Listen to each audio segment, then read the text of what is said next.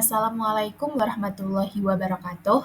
Selamat siang, Prof. Herman. Sebelumnya, perkenalkan nama saya Selviana Prastika dari kelas Kewirausahaan A yang akan memaparkan hasil terjemahan dari buku 3 bab 8 yang berjudul Internet of Things dalam konteks bisnis, implikasinya terhadap penciptaan nilai, penggerak nilai, dan penangkapan nilai. Oke, yang pertama itu ada dalam latar belakang dari buku ini yaitu Internet of Things atau IoT, yaitu jaringan benda dari perangkat yang saling terhubung melalui internet. IoT memungkinkan pertukaran data real-time antara perangkat fisik dan sistem digital. Perusahaan kini tidak hanya menjual produk, tapi juga dapat menawarkan layanan digital tambahan. Contohnya yaitu printer yang otomatis memesan ulang tinta atau nilai tambah digital. Nah, selanjutnya adalah permasalahan yang dibahas dalam buku 3 bab 8, yaitu pertama, IoT masih kurang terwakili dalam literatur manajemen. Dua, belum banyak kajian tentang bagaimana IoT memengaruhi penciptaan dan penangkapan nilai. Tiga, diperlukan pendekatan konseptual untuk memahami perubahan model bisnis akibat IoT. Selanjutnya adalah tujuan penelitian yang akan dibahas. Yang pertama adalah mengubah cara nilai diciptakan dalam bisnis. 2. Mempengaruhi penggerak utama nilai atau value drivers. 3. Menghasilkan cara baru menangkap nilai atau value capture. Selanjutnya itu ada pertumbuhan IoT yang ada di dunia. Di tahun 2016 terdapat 8,3 miliar perangkat terhubung. Di tahun 2020 lebih dari 20 miliar perangkat. Jadi total belanja global IoT hampir 3 triliun US dollar. Jadi dapat disimpulkan bahwa pertumbuhan IoT dari tahun ke tahun selalu mengalami peningkatan. Kemudian ada konsep nilai dalam bisnis tradisional. Yang pertama itu ada penciptaan nilai, yaitu meningkatkan nilai produk bagi pelanggan. Kedua, penangkapan nilai, cara perusahaan memperoleh keuntungan dari nilai tersebut. Tiga, penggerak nilai tradisional, yaitu meliputi efisiensi, kebaruan, komplementaritas, dan ketertarikan. Perubahan konsep nilai dalam era IoT.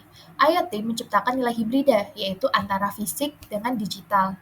Yaitu perusahaan harus mengelola dua dimensi nilai, yaitu benda atau produknya dan informasi. Kemudian aliran informasi menjadi sumber nilai baru yang bisa diperdagangkan. Nah, sekarang apa aja sih arsitektur dari IoT itu sendiri?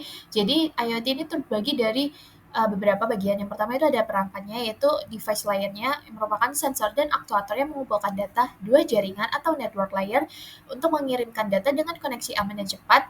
Tiga, pendukung atau support layer untuk menganalisis dan memproses data real-time. Dan empat, aplikasinya atau application layer, tampilan dan interaksi dengan pengguna. Selanjutnya ada nilai hibrida solusi IoT. IoT menggabungkan fungsi berbasis benda atau hardware dan fungsi berbasis TI atau software. Nilai yang dirasakan pelanggan muncul dari integrasi keduanya.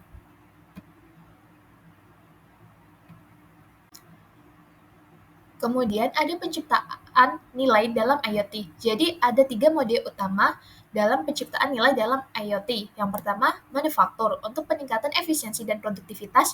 2. Dukungan atau support untuk peningkatan layanan, monitoring, dan maintenance otomatis. 3. Co-kreasi atau co-creation, pelanggan ikut menciptakan nilai bersama dengan perusahaan.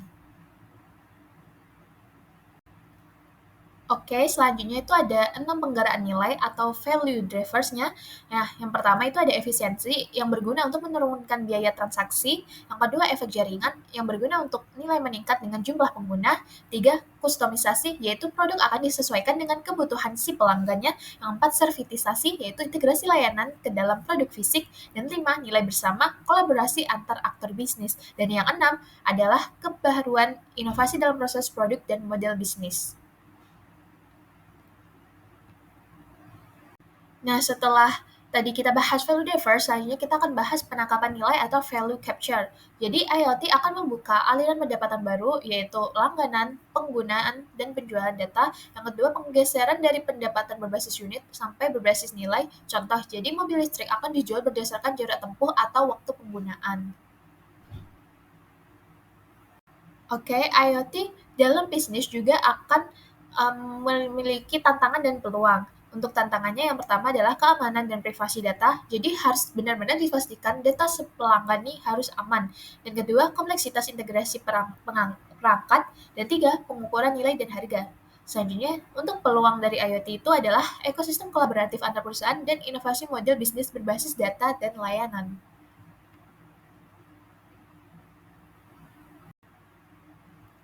Selain itu juga ada implikasi bagi perusahaan. Jadi yang pertama ada fokus pada kustomisasi kolaborasi pelanggan, kemudian ubah orientasi bisnis menjadi berbasis layanan dan jaringan, kemudian ada bangun transparansi data agar pelanggan bersedia berbagi informasi, dan yang terakhir adalah kembangkan model bisnis fleksibel sesuai karakteristik IoT.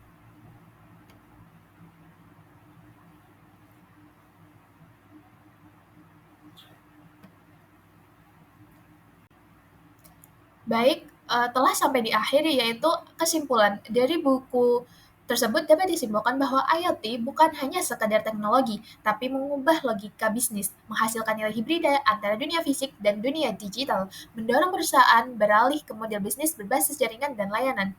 Nilai kini diciptakan, dibagikan, dan ditangkap melalui data dan kolaborasi.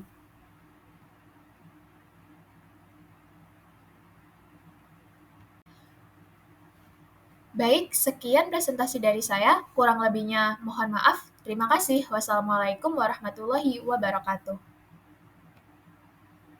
Dah, simpan dan keluar. Udah.